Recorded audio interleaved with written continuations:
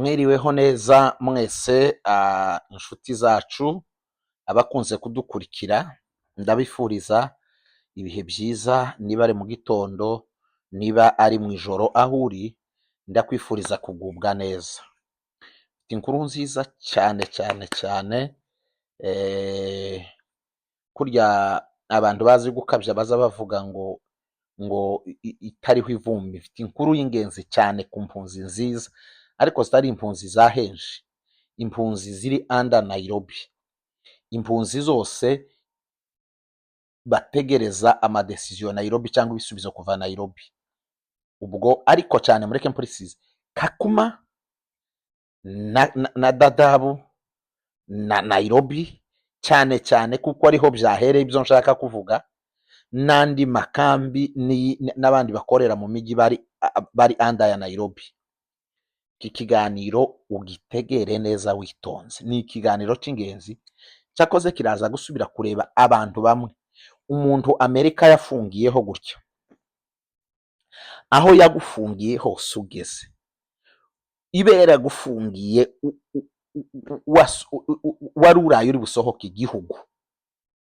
Mbega inkuru nziza, mbega inkuru y'impamu kandi nziza. Uhabe iki kiganiro umuntu wese uzi bari kuja muri Amerika ukimuhe. Kandi ndashimira mwene data wabashije kumpa aya makuru, bigatuma nabaza. Ntayo nari nzi. Hari abaza batekereza ngo wenda byose mbabizi. Nzi bike cyane. Nzi muri sampurusa nshobora kuba nzi 0,combien% zitageze ni purusa imwe, ariko ayo menye yose ndayatanga. Nico gituma ngira ngo mbwire bene data bari mu makambi, amakuru zoza umenya y'ingenzi yagira icyo afasha abandi, uzuyambwira. Amakuru masha yaje uzuyambwira, ariko aba ari amakuru y'ukuri yizewe, kugira ngo ntaja gutanga inkuru z'igihuha cyangwa inkuru zisa naho zitarizo. Kuko inkuru ntanga ushobora kuzibaza hahandi zibarizo. Nk'aya makuru ngiye kuvuga, nibanze cyane Kakuma. Aya makuru muhere Kakuma kuyababaza, kuko niho naje wayambuye yaturutse. Mpamagara umuntu umwe muri HCR babiranamutangaza ati tombaza ngaho ari inkuru nsha, ati inkuru ihaye igira amezi 2. Ndabesha, inkuru ihaye irenza amezi 2. Ndamubwiraga nti nayamenye none mubwira uko byagenze. Mbega ayo makuru kuntu ari meza yanshimishije ubwanje, n'abantu bose Amerika yahagarikiye, menya ko aza kubashimisha.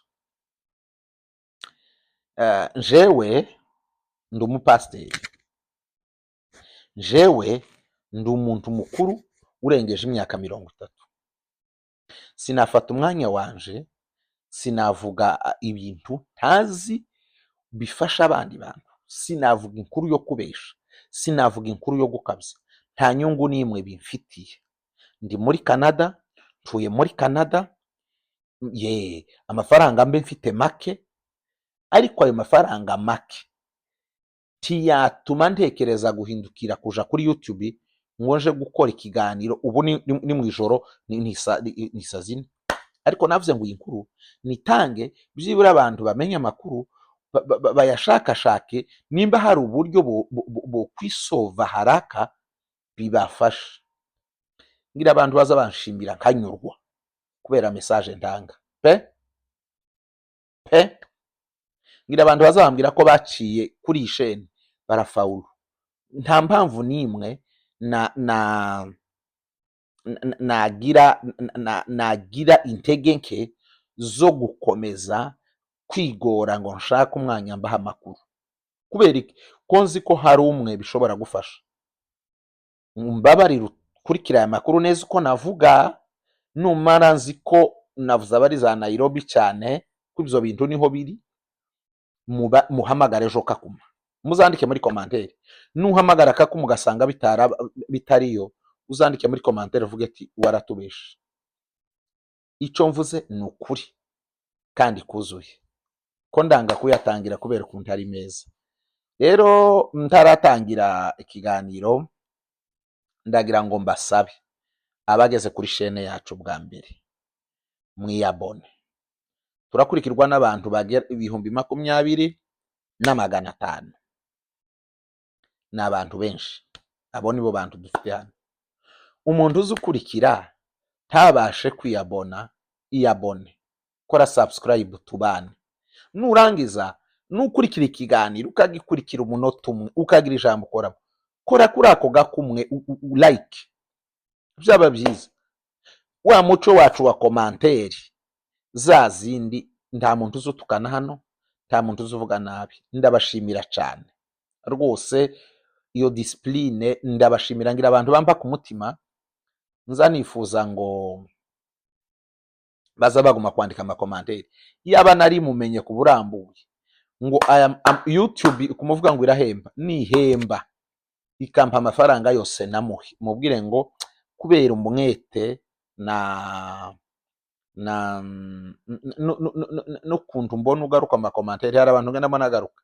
Hari umuntu uheruka kugenda, nari naravuze ko nzamushaka kamugurira, nari navyo nzamushakisha, ndanamwandikira usarire ntiyabibona. Namushubije muri komanteri ndamubwira ntuzanandikire, ko yahora agatanga komanteri nziza. Uko nshize ikiganiro komanteri, uko ndabikurikirana ibiganiro bigera nko kuri 20, ndavuga uyu muntu nzamugurira, ngo amare sinzi aho yageze, ntagitanga komanteri. Nimba yarazindutse biba byaragenze gute, ariko hari abantu nza numva banshimishije kandi kumva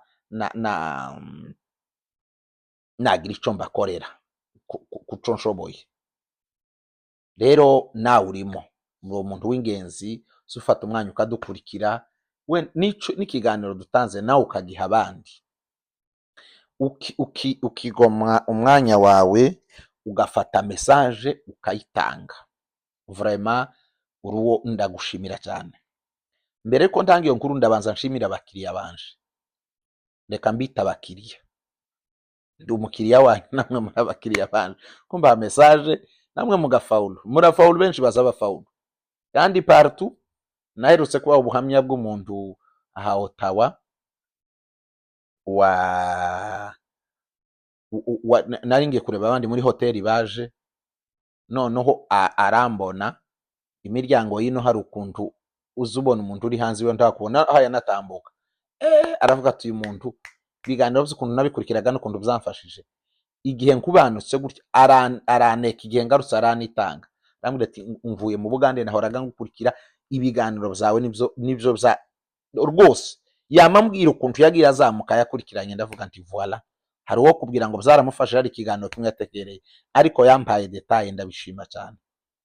Iyo bizo gushaka ifaranga, mfite ubucuruzi mpaye nkora, nari kwa mamushira kuri kamera nkamusaba, nta bucuruzi nza nkora, ntawe nza mpiga igitekerezo ngo mubwire ngo ampa urufaranga, nta muntu, nta mafaranga naka, tanga ibitekerezo nk'uko nabyiyemeje. Titre yanje n'umutima wa karemano naremanywe nawe navukanye, n'umutima wo gufasha, hakagira uwo sayidika binturutsemo. Sindibagirwa amakuru ndayavuga, nigeze gufasha abamama bamwe Nairobi, bari abamama 3 b'abapfakazi,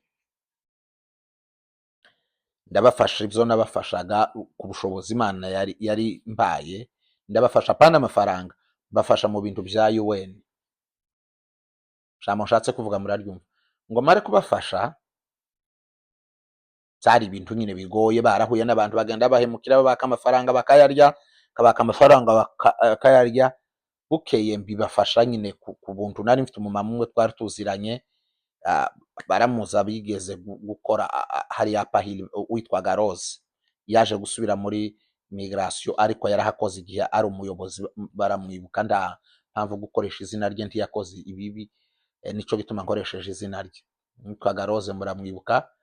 Noneho iyo wazamukaga ku maeskaliya gutyo umuryango wa mbere, twaruzuraga cyane, yari inshuti yanje cyane. Ndamusanga namubwira nti hari abantu bahemukiwe, bahemukirwa n'umuntu gutya. Ndanamubwira uwo muntu aramumenya, ndamusobanurira, ndamubwira nti rwose none ubu bushobozi urabufite bwo gufasha, fasha aba bantu n'abapfakazi rwose. Noneho tureke iby'ubushobozi, n'abapfakazi ndabagabo bafite, kandi umwe afite abana bose ntawe wari ufite mu bana munsi ya batanu, ntawe. Bari bafite abana batanu bose, bafite abana batanu n'ubuzima, abana barenga batanu, hari abari babarengeje n'ubuzima bwo muri Nairobi uko bwoye. None yari inshuti yanje, yari umugore unumva cyane, ti none bafashe ubafashiriza ubuntu. Ndamubwira nti nta n'urimwo dufitanye isano bumve, ariko gusa banganiriye, ni n'umwe wanganiririye ambwira babo ngo buce barihuza baraza barandeba. Ndamwinginga ndamubembereza ngo arangiza ati sawa. Ijambo nshatse kuvuga ndarivuga, mwitonde mukurikira ikiganiro, mwitonde mukurikira ikiganiro, ni ingenzi. Kandi muzamunandikira ngo nzandeka kurondogora, simperuka kurondogora, mureke mbe nkurondogora none. Ibindi nzankora mpaye mpushagura ndi hanze, ariko ubu nicaye mu nzu, reka nganire ntuje. Amakuru ndayavuga sinibagiwe, kandi ni meza, kandi simpaye mbashusha rwose, muraza kumva ko ari meza. Hanyuma baba mama arabasaidia, akora ibyo bifuzaga ngo bamare. Baba mama barashoje, turasohotse hanze ya ofisi, dusezerana nyine ngaha amahoro. Umumama umwe akora muri Sakame, ampa amafaranga 2,000. Ti rwose urakoze, Imana yo mu ijuru iguhe uzi ukuntu twasiragiye, ati natanze amafaranga 20,000, barongera banaka 10, so ni $300. Ti none ku murimo ukoze ku buntu, ampa amafaranga 2,000 by'amanyakenya. Sinayanze, ndayakira, ko nanje nari nkeneye amafaranga. Ndambwira ati warakoze, Imana iguhe umugisha. Iyo nishimwe. Undi mugenzi we akoramo muri Sakame ye, azana amafaranga 2,000 arayamba, ntibibaye 4. Narimo banshimira kuri service nari mbahaye, kuko ntibari kugira nyine, iyo tutamenyana ntabwo bari gushikira uwo mumama. Imana yari intije iyo faveur yo kumenyana n'uwo mumama, nyine niwe wari umuyobozi novuga, ni ico gihe niwe wari uyoboye aba bintu nyine biriya byose bya registration, by'abahindurirwa mu nkambi, by'abantu basohoka bagenda, biriya by'ama exit.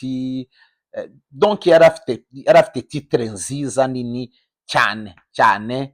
Hari abantu benshi batuye hano Gatino, abana twafashije benshi icyo gihe, bakava mu nkambi babonaga irya waiting itari yo gushaka ibyangombwa. Habaga waiting zimwe ubona waiting ugahita wigenderaho hanze. Bari Gatino ibintu icyo gihe twafashije abantu benshi bivuye muri iyo connaissance, muri uko kumenyana nawe no kuzura nawe. Hari icyo nshatse kuvuga ahangaha mu gitegere. Baba mama bampa ya mafaranga, umwe 2,000, undi 2,000. Ndabashimira nti Imana ibahe umugisha, nditi byari ngombwa, nta mafaranga nabaciye, ariko mubitekereje biragoye kuvuga ngo wanga amafaranga, biragoye cyane. Ndayemera. Hanyuma uwa gatatu, nabamamaga 3 mbabwire. Uwa gatatu ambwira ijambo ryankoze ku mutima n'ubu ntazanibagirwa, ryandutiye barya bampaye amafaranga, ryandutiye n'ibindi. Arambwira ngo ukuntu udufashije, nje nta mafaranga mfite. Ko niko yambwiye, nje nta mafaranga mfite naguha, ariko ukuntu wamfashije nawe uzabona bazagufasha. Sinzi iryo jambo ahantu naryanditse, sinzi iryo jambo ahantu narishize, sinzi iryo jambo ukuntu ryabaye nk'inkota bancumise, ryangiye ahantu sinza ryibagirwa. Naryakiriye kuruta ibindi bintu byose riranezeza. Ndavuga ngo mbega umumama umpaye ubutunzi buruta aya mafaranga babampaye, nahise mbabwira ndabona ukuntu nakira iki kintu kigihuye n'aya mafaranga mumpaye, n'uwo mpa idolari 100 n'uwo mpa 500. iri jambo rirakomeye, nanje nzabone uzamfasha ndarijana, naho nkeneye ubufasha nzankurura rya jambo rya wa mumama ubwo mperukiriya muri Kenya. Naramuhamagaye ndamubwira nti ijambo ryawe ryambereye ikiraro, nza ndikoresha ahantu hose ngiye narishize muri memoire ndaribika. Gute? Amafaranga yarashize, arya bampaye ashobora kuba yarashize wa munsi ayo bampaye, ariko iri jambo ni ubutunzi nkigendana uyu munsi. Nigeze gufasha umuntu anaturaho umugisha ngo nanje nzabona bamfasha. Kubera iki muri ibi biganiro ntanga hatogira undi ufashwa akavuga ngo uriya muntu nawe azobone abamufasha? Naje nkeneye ubufasha, cyo gituma mbashije gufasha, ngomba gufasha. Naje hari ibyo abana integera bikamfasha, bikampa umurongo, cyo gituma Imana yashizeho uyu murongo wa YouTube. Ubwo rero umutima wo gufasha ni karemano, ni kavukire. Ndi umukristo, nemera Imana, nemera kugira neza, nemera gufasha, najitolea kugira ngo hagire undi ufashwa biciyemo. Rero nushaka gusapotinga chaine yacu, ukore subscribe, ukore like, kiganiro gisharing. Naringize hafi mu biganiro 10 bishize, nta kiganiro ndondogoramo, nta kiganiro mbasaba mbinginga gukora subscribe, no. Ariko byibura iki kiganiro mbone byibura aba subscribers basha byibura 300. Ni benshi 300. Ubu ngubu turi kuri 500, mbone hageze 800. Ndashaka kukubonamo, yikore rero. Uku kwezi ni gushira, uku kwezi turimo muzareba ishene nzayikuraho guhembwa, nzabihagarika. Uku kwezi ni gushira uku ariho sino yafungiraho, ariko kugira ngo abantu bamenyereye lema ko ari umutima wo gufasha, nzabihagarika. Ntabwo amadolari 100 yoza atuma nicara ngo ko ndakora ibiganiro nijoro nk'aya masaha, oya. Ubwo ico niba washakiriye, nimba wumva rayelema ko uhamanya naje ko ari ugufasha, cyangwa nimba ukeka ngo ni ubucuruzi kurya abantu bavuga, ukwezi gutaha uzarebe ku ishene, harababizi ko uzarebe ko ikiri guhemba. Nta kibazo shene yanje na kimwe ifite, nta bintu byo gukopa nzanshiramo ngo none ngo hari urwandiko banandikiye ngo gute, no. Kandi barayifungaga barayihagarika, nta kibazo na kimwe ifite 100%. Ibiganiro bihaca gusa nibyanje jenyine, cyangwa ngashiraho indirimbo kandi nifatiye jenyine, ntafashwe n'undi, cyangwa ubuhamya nifatiye. Nta kintu cyo gukopa kirimo, nta kintu c'undi muntu nshiraho. Ubwo hari abavuga ngo nta kibazo ifite, ariko kugira ngo cyagira uzose utekereza ngo uriya mugabo ngo azayicara hariya kugira ngo ariya makuru ahavuga ngo abahashaka ifaranga. Nta faranga mbaye nshaka, nta faranga mpaye nshaka. Kandi uku ndacyakora ikindi kiganiro mu maseri twari dufite, nk'uko nabibabwiye turi kuri seri ya 7, resettlement ya 2, ariko sindayibonera umwanya. Hajemo inkuru, ikiganiro nacishijeho ejo bundi, noneho yize numvira rutindi amaseri ho ndawazoja kuko ni ibiganiro gusa bifasha mbaye ndanga, ariko aya ni amakuru akenewe none, cyo cyatumye ngira ngo tuganire. Nizere ko wafashe isegonda yawe imwe ukiyabona, ngira ngo umuryango wacu waguke, kandi hamwe n'Imana tuzaguka. Sharing ikiganiro ugihe umuntu wabuze. Ubwo rero message, reka twinjire mu kiganiro, ndeke gutinda. Ntabwo nzabarondogorera undi munsi, uyu munsi ndarondogoye nabibonye, ariko samani sinzarondogora. Niba ikiganiro ari ingenzi ugikurikire, kandi niba atari ingenzi rwose ari ibindi byinshi bose bari mu kuvuga ibintu by'ingenzi, kurikira ico wumva kinogeye umutima, ariko ndatekereza ko nibi hari abo bifasha. Ntarinjira mu kiganiro mfata isegonda 30 mvuga ijambo rimwe. Nta bantu dusensibiliza guhunga, nta muntu tubwira kuva iwabo ngo ahunge habe n'umwe. Iyo tuvuga ibiganiro by'impunzi turavuga abantu bahunze bari mu makambi, nta muntu tubwira guhunga, ahubwo ubishoboye wasubira mu gihugu. Nimba igihugu gitekanye, niba igihugu gifite amahoro, subira iwanyu.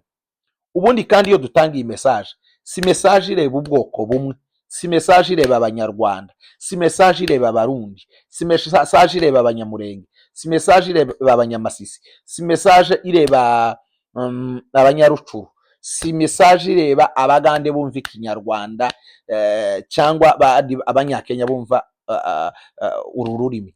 Iyi ni message igenewe impunzi zose zishobora kumva uru rurimi cyangwa zishobora kugira uzisobanurira ku isi hose, kuko ndahatari impunzi ku isi. Muri Canada hari impunzi, aha hari impunzi, aha hari impunzi, ariko yo specifiye aho ngaho message birebaho. Nubwo ihareba aba bose, ikiganiro gishobora gutegera uraha muri Canada akagitumira uri muri Kenya, nje ndazo muri Kenya kandi ati iyi nkuru urayizi wayikurikiranye. Ikiganiro gishobora kuko nkurikirwa abari muri Korea baranandikira, abari Dubai baranandikira, abari South Africa baranandikira, abari Cameroon baranandikira, abari impunzi i Burayi baranandikira, hari abambaza amakuru i Burayi ngabasobanurira konzi rwose bahunze badafite ibyangombwa. Tuvugana n'abantu bari Mayotte ijoro n'amanywa hirya no hino rwose pe. Aho hose rero message ishobora kuhagera muri Amerika, wowe ukayitumira ukamubwira ati kurikira iki kiganiro arico kigufasha, cyane cyane unamaze kuvuga aho ariho. Rero muvandimwe w'umurundi, w'umunyarwanda, w'umunyamurenge, w'umunyamasisi, na bene data bandi bari abantu b'abaturanyi bacu twaturanye muri Kongo, abafurero, ababembe, abanyintu, abatanzania, abagande, hari abumva ururimi mwese.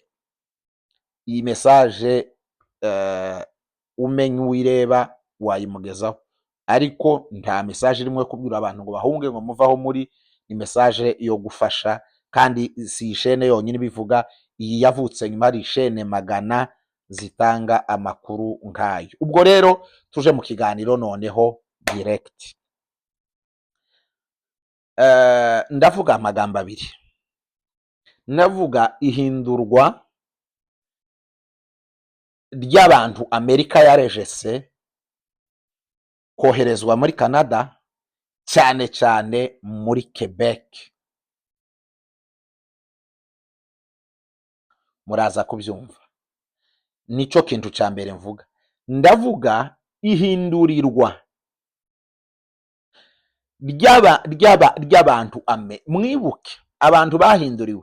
Hari abari muri Canada, hari abari, reka mpere kuri mwene wacu ari Vancouver, ari mu bantu bahinduriwe ba mbere, bahindurirwa n'imishinga.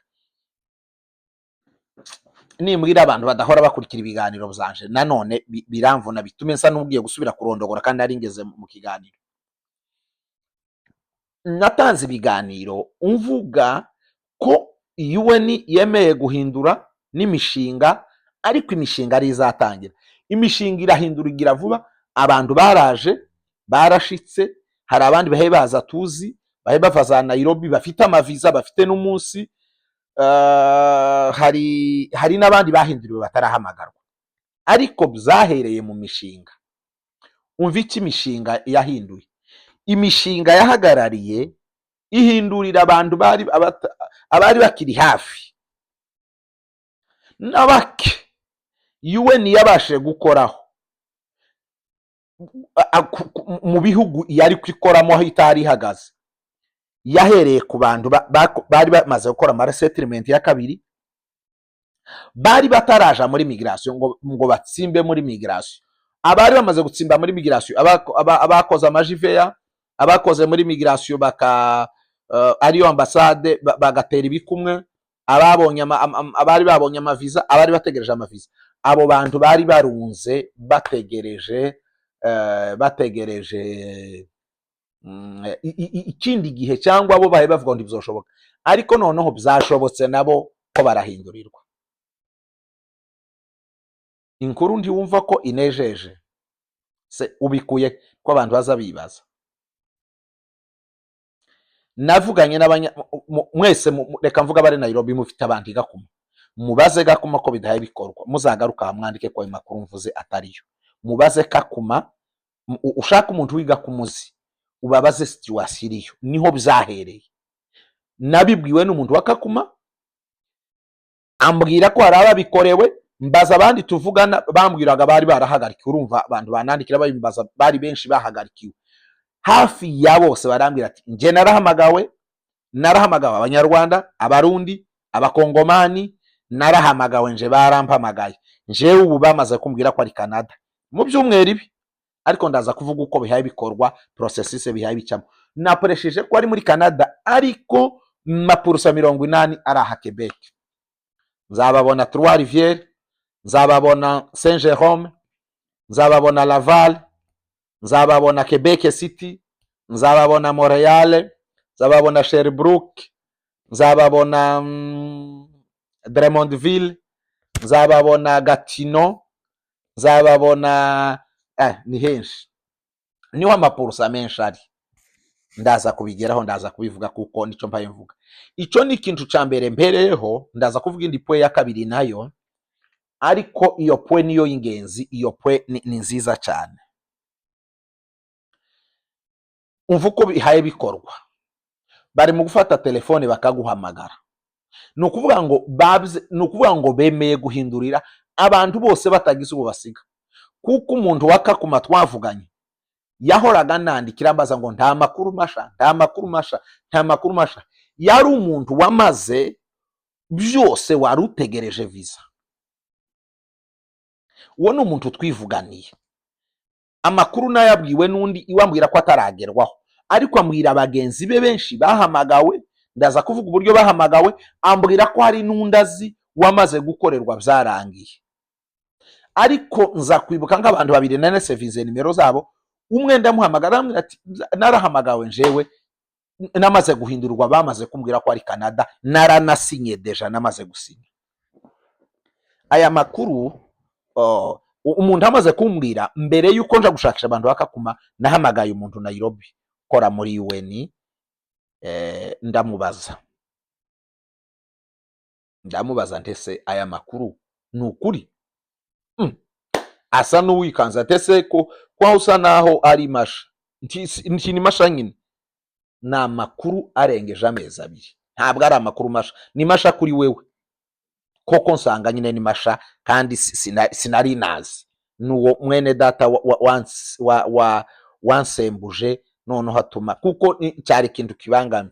Amerika ni umwami w'isi, kuko Amerika abakozi muri UN baragabanyijwe, amakozi mu mishinga yose baragabanyijwe, n'abasigaye umushahara waramanutse bitewe n'ikini Amerika nitanga inkunga nyinshi, Amerika nijana abantu benshi.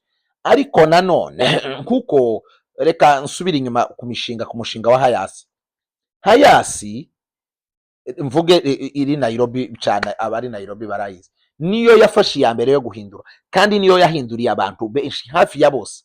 Ama resettlement yari aba bantu basha ntabwo bahabwa ama resettlement. Mwumve, ntabwo ari ama resettlement bahabwa ngo twahawe resettlement, no, nta na ahubwo resettlement zihari barazibahindurira. Hayasi resettlement yari isigaranye zose kuva ngo usoze umwaka, yahise ivuga ngo nta bantu basha duha resettlement, ahubwo reka tubanze turangiriza abatwari dufite twohereje muri Amerika igahagarika, aribo bafata ama resettlement yo gusoza umwaka. Noneho abobonye ama resettlement bazatangizanye n'umwaka musha, kuko izisoza umwaka mu kwa 4 gutyo ikabona gutangira. Rero yamyifata izo resettlement zose ihindurira abantu benshi, baraye bari buze, abandi baraje. Rero UN iyo niyihaye bikora guhera iriya, ntamu upfa kuba gusa wari wahawe Amerika, upfa kuba Amerika yari yagufashe yarahagaritse kuriya, nta kundi. Mu bigaragara Trump kugeza avuyeho nibwo uyu mwanzuro ushobora kuzahinduka. Ariko mu gihe rero utarahinduka, mu gihe bikimeze gutyo UN yavuze ati ntituguma kubika abantu cyangwa ntituguma gufata abantu basha ngo tubatambutse dufite abandi bantu batureba, kandi abantu benshi banditse ama-email, abantu barabisabye kandi nabo barabirebatse. Aba bantu kugeza ryari twafashe ama-resettlement dufite, kuko Canada ihaye twakirira abantu dufite umubare yaduhaye, twafashe umwanya tukabohereza. Noneho kubera ko Canada yo muzi kumwa mu biganiro natanze basoza umwaka mu kwezi kwa 10 bavuze ko bazakira cyane abantu bavuga igifaransa bagihaye amanota menshi, bafite uko bitandukanye n'indi myaka depuis 2015 nubwo bwa mbere batanze purusa zihagije z'igifaransa, kandi igifaransa iyo kivuzwe muri Canada haba harimo Quebec 90% abari mu ntara ya Quebec, kuko intara ya Quebec niyo ivuga igifaransa 90%. Hari indi ntara iriya ivuga bavuga ko ari 50% ariko nka 30%. Umva mbabwire, iyi ntara ya Quebec muzosome ubugari bwayo. Ufashe Ubwongereza, ugafata Ubufaransa, ugafata Ubuholande, ugafata Norvege, ugafata na Belgique, ibyo bihugu bitanu by'Uburayi, intara ya Quebec yonyine irabiruta. Mbasubiriremo: Ubwongereza, Ubufaransa, Ubuholande, Norvege, Belgique, Ububirigi, ibyo bihugu bitanu intara yonyine ya Quebec irabiruta. Intara imwe iraruta ibihugu bitanu by'Iburayi, ibyo bihugu bitanu mvuze.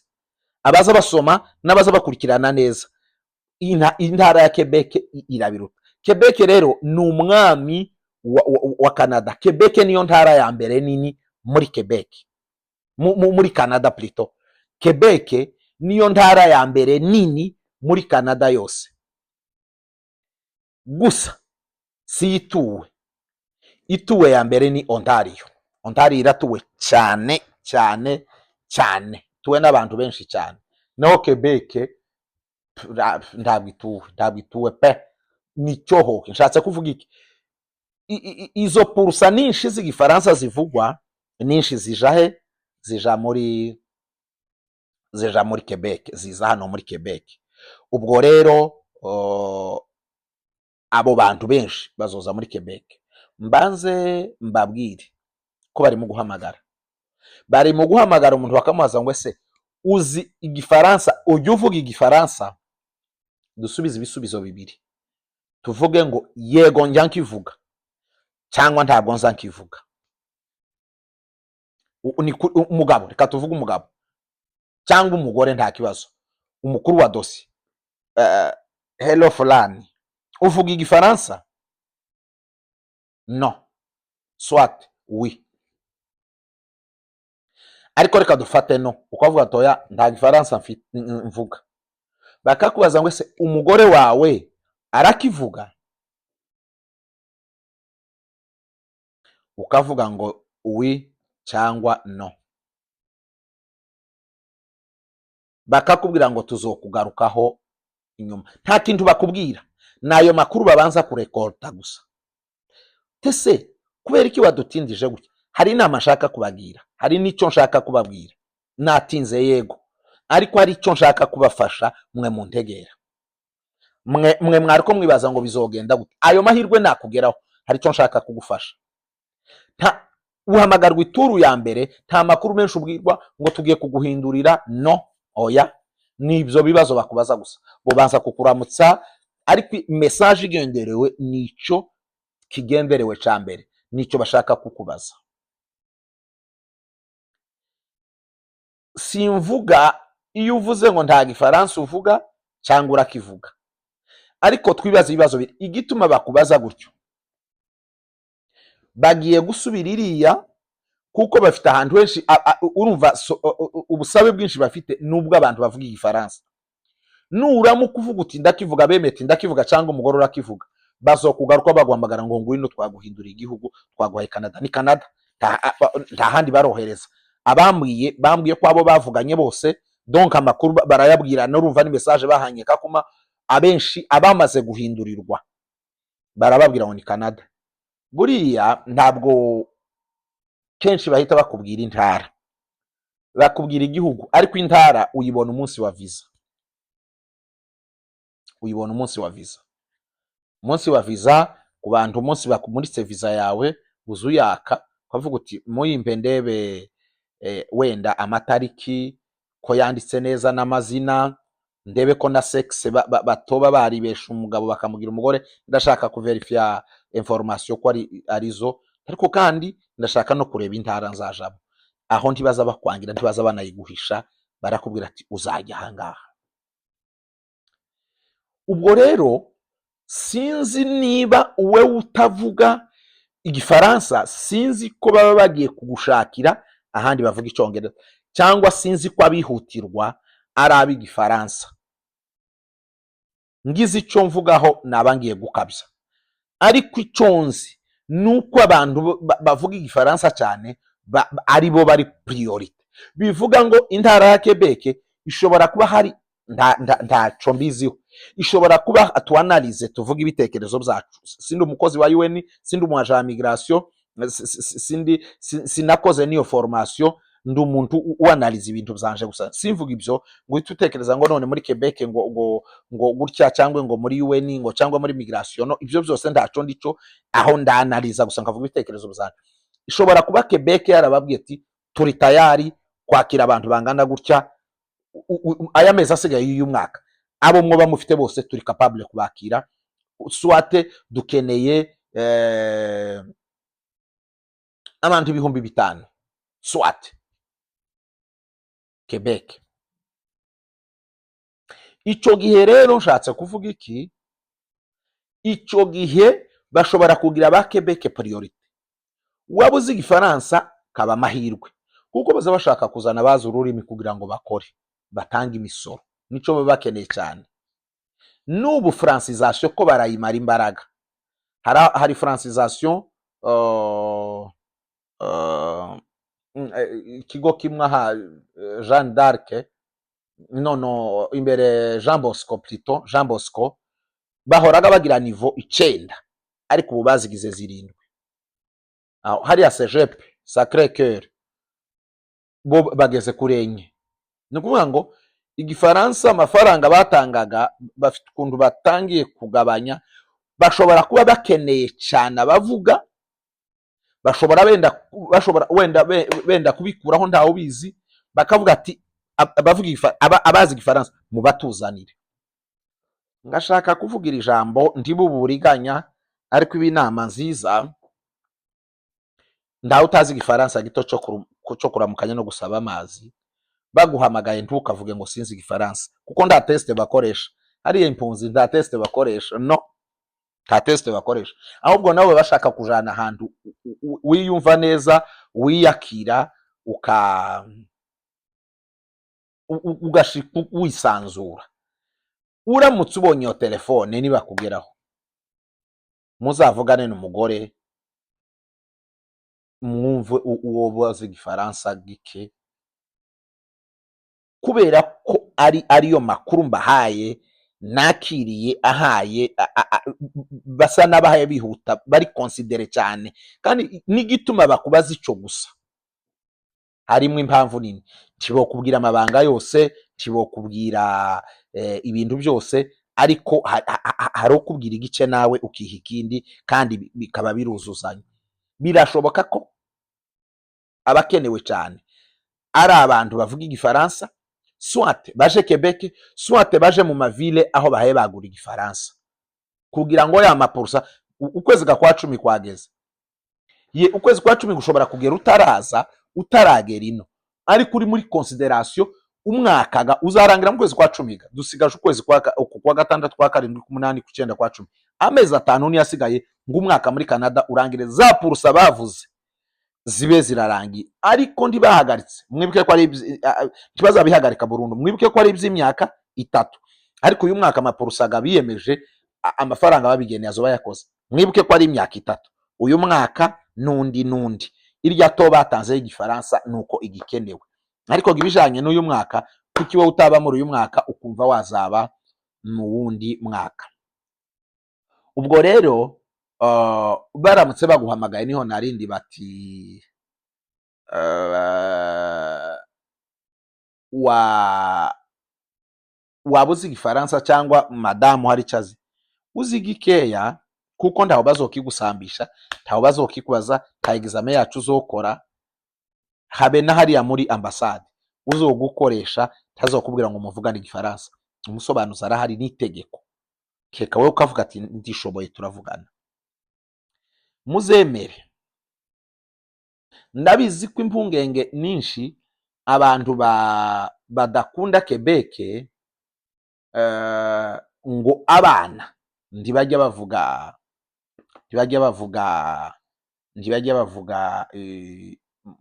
atabana bize mu byongereza, kandi koko niko nk'abari muri Kenya na za Uganda n'ahandi to ya anglais iri hejuru cyane ni 100%.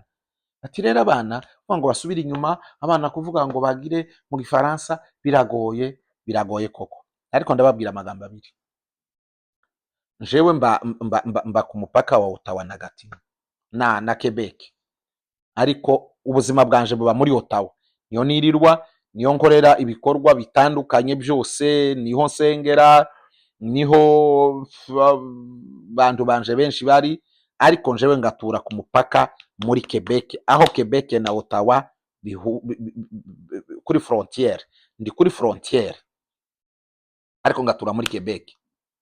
nta bana bavuga icyongereza kurusha abanje, nta cyongereza batazi, nta cyongereza batazi. Noneho kigutangaza, reka ngaruke mvuge ku bana b'abanyamurenge. Ottawa ni bonzi cyane ko ndi umunyamurenge. Ottawa amapurusa 90 y'abana bose b'abanyamurenge école primaire biga igifaransa, biga mu gifaransa. Ndabizi ko bose bakurikira hano Ottawa, ntabwo mbeshe, bose biga mu gifaransa, école primaire, même école secondaire, benshi abana tuvugana biga mu gifaransa. Icyongereza bakivugira hanze, ariko mashuri biga igifaransa, kandi icyongereza barakizi cyose, n'igifaransa barakizi, urumva nicyo bigamo. Iyo ntiyaba impamvu ituma utaza muri Quebec, ugize ayo mahirwe bakaguhamagara. Iyo ugeze hano, nicyo nashakaga kubabwira, uza wimukira aho ushaka muri Canada, ntawo kubuza, ntawo gufata. Njewe nahitiye Ottawa, ndi urugero rwiza. Njewe nahitiye Ottawa, indege yaranzanye ngwa Dubai, va Dubai ngwa Montreal ndahava nurira indege intura Ottawa ku kibuga cy'indege Ottawa. Bantegaga bene wacu n'abavandimwe bantegeye Montreal, bo bari baje n'amamodoka, ariko bo bagaruka n'amamodoka, njewe ntega indege, zana indege ngwa aha haruguru ku kibuga muno mu wanje nicaye naha ku kibuga cy'indege cya Ottawa ni minota 19. Umwontuye n'ikibuga cy'indege cya Ottawa ni minota 19. Nzanatse imodoka yanje nkahagera nkagaruka byoroshe ni minota 19, ni hafi. Imodoka irahandura banjana aho bakirira abantu Ottawa, ku cicaro bakiriraho impunzi, njyayo shike ndababwira ngo njewe ndashaka kuja muri Quebec, ndashaka kuja gutura muri Quebec, ko Quebec narayikundaga kuva nkiri muri Afrika. Namye mvuga ko nshaka kuja muri Quebec, muri resettlement ya kabiri, muri ambassade. Umugore w'umufaransa wankoresheje yari umuquebecoise, namubwiye ko nshaka kuja muri Quebec, arambira ati byararangiye, wozoja Quebec. Umunsi mbona visa narayirebye, yari yanditseho Quebec city, yari yanditseho Quebec. Nukuvuga ngo iyo yanditseho Quebec hari igihe bayanditseho Quebec Gatineau, ariko iyo yanditseho ngo Quebec ni ukuvuga ngo uzoja muri Quebec, uzoja mu ntara ya Quebec, mu mujyi wa Quebec city. Niko umujyi mukuru wa Quebec witwa Quebec, witiranwa na province. Niho bari banandikiye kuja, byarangiye ndasinya, ndishima ntoke, ngiye aho nashakaga, ngiye aho nifuza. Namaze gusinyira tike y'indege ko nzayishura, namaze gusinyira ibintu byose byarangiye, mbona barampamagaye ati ejo uzagaruke kandi uzazane n'umugore, turagenda ngo dushika ati byahindutse muzaja Ottawa. Kana gaterere saja Ottawa, batuzajya Ottawa. Ngo bambwiye impamvu ngomba kuja Ottawa, ndavuga nti okay nta kibazo. Ngeze Ottawa rero, oya kiri Montreal, umuntu waje kuntega twavugana igifaransa, yari umugabo nzamwibuka, ndamubwira, aranambwira ati kuki bakujana aho udashaka. Nti jewe nimumfashe nje mureke ngumaha muri Quebec niho nshaka. Ati wegenda nushika, nta muntu wemerewe kukwimira, nushika yuzagaruke. Naragiye ndashika ku cicaro ndabivuga ko nshaka kwimuka, bashaka nko kuguma kuntinza, ndabwira nti navuze ngo nzandika. Aranzanira ati sinya kuzimuka, kandi uziyimura, tuzakwimura. Togenda nashakishe nimero z'umugabo mutuye Gatineau, barazimpa ndamuvugisha, ngo mare kumuvugisha ntega taxi ampa adresse y'icicaro aho bakirira abantu nyine aha kuri frontière aha Gatineau, ngo ni Jeanne d'Arc, ni adresse 124 Jeanne d'Arc rue, no muhanda ni nimero y'inzu. Ndavuga ngo mpita ntega imodoka ndigendera, ndahagera, yari taxi, ndi umushitsi, birancanga, ndabajije mugabo umwe w'umuzungu arambwira ati n'iriya nzu, kuko nari nayiyobewe, nabonaga ari nk'inzu isanzwe, naho bo bakorera muri iyi maison de passage bakiriramo impunzi, bakorera hejuru. Ndagiye nshike, Imana yamimpuza n'umukobwa mwiza unumva, n'ubu ni inshuti yanje, nawe ni umuimigra yavuye mu bihugu bya Amerika y'Epfo, araza nuko yamambwira ati nzogufasha uzoze nta kibazo. Naraje aho baranakira, ndaturana haruguru.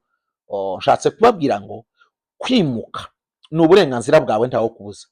Ushobora guhitira hano muri Quebec ukaja Vancouver, wova Quebec ukaja Manitoba, woja Quebec ukaja Edmonton cyangwa Alberta, woja Calgary, woja Toronto, woja Saskatchewan, woja aho wumva wose, woja muri region Atlantique, woja aho ushaka.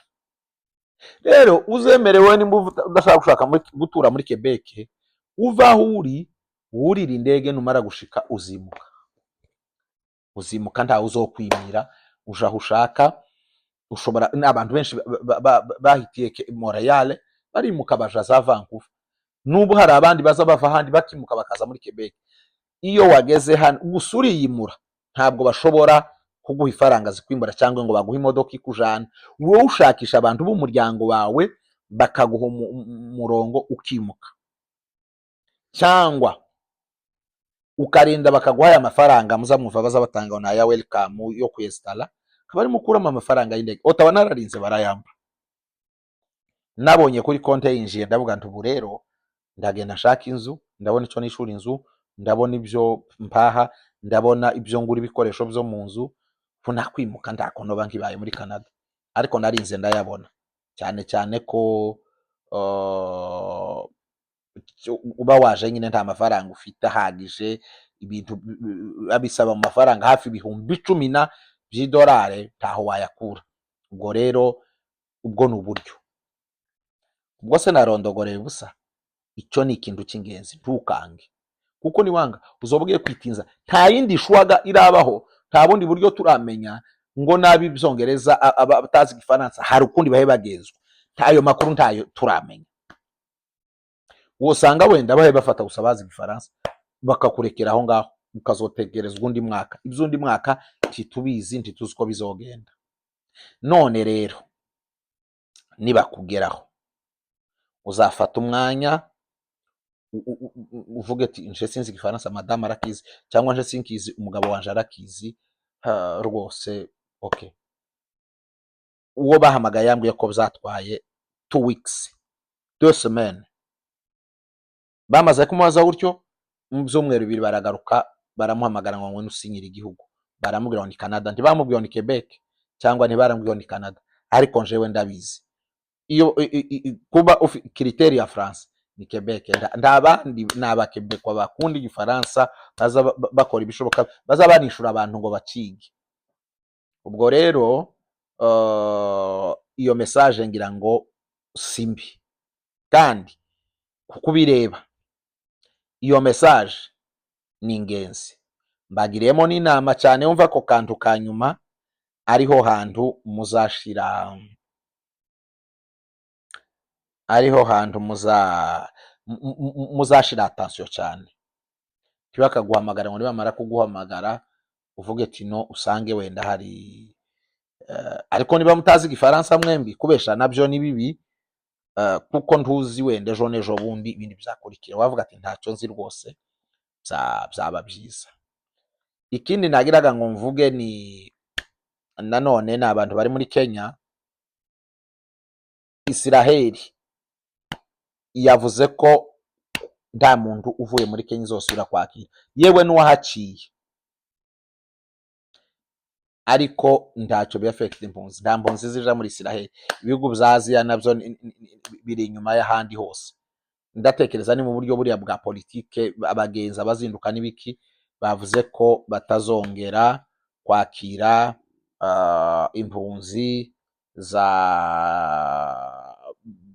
plito, batazongera kwakira umuntu uvuye muri Kenya n'uwahaciye. Ubwo ntaco birebaho impunzi, nta nico bihungabanya impunzi. Ejo mwobyumva kakurya bari bavuze ngo bahagaritse visa zaha abantu, ibyo birareba abagenzi basanzwe apana impunzi, kuko Israel nta mpunzi zayakira zivuye muri Kenya. Nayo ubwayo ifite impunzi kwisi, abantu bayo ko barahunga nta mpunzi zayakira. Ni mu byumve ejo n'ejo bundi tibibahungabanye, tibitume muvuga muti mbega bya bindi. Hari abazapfa kumva Israel bagahita bavuga ngo none hari impunzi zitwara. Ndabizi ko ikiganiro cabaye kirekire, wagikurikiye, wagisoje, hari ico wungutse, mbwira aho uherereye, mbwira ko hari ico waba ukuyemo message runaka. Ndabizi ko hari abanandikira ngo narondogoye, sinaherukaga kurondogora, ariko byari ngombwa ko ntinda nkongera kurarikira abantu. Udahaye ushimira abantu, niyo udahaye ubwira abantu ko ushima ibyo bakora, hari igihe bagufata nk'indashima. Ndabishima cyane, cyo cyatumye mfata umwanya uyu munsi nisobanuye ntangira ndavuga ngo mbashimire, noneho nse n'urondogoye kandi nse n'ufashe akanya mbashimire, ko bazavuga ngo udashima muzi uko bazabavuga. Rero ndabashimira cyane kandi ndababona ko muhari igihe cyose. Soza mvuga ngo sindi umwaje wa migration. Niba wakurikiye ikiganiro ukagisoza, ngira ngo nagikurikiye ndagishoje, andikaho muri commentaire tubwire ko wagishoje, wakurikiye message, kandi wenda hari n'uwo uyihaye waba ireba n'abari Kakuma, timubure kutwandikira ko ibi mubizi. Ababizi nzi ko bose batabizi nabo, ari cyane biramenyaga abo bireba.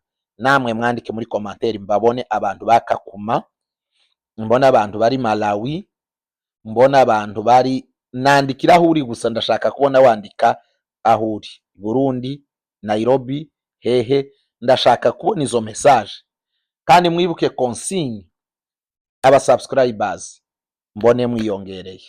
Ndabashimiye cyane, nabafashe umwanya munini ko byari ngombwa kugira ngo tuganire. Hasigaye ibiganiro byacu nakagaruka, seri yacu ya 7 irahari. Ndatekereza ubu ndanywa amazi gusa nikomeze nivugeho, kugira ngo kuko nayisibije ejo bundi n'uyu munsi bitaja kusa naho mpaye barerega.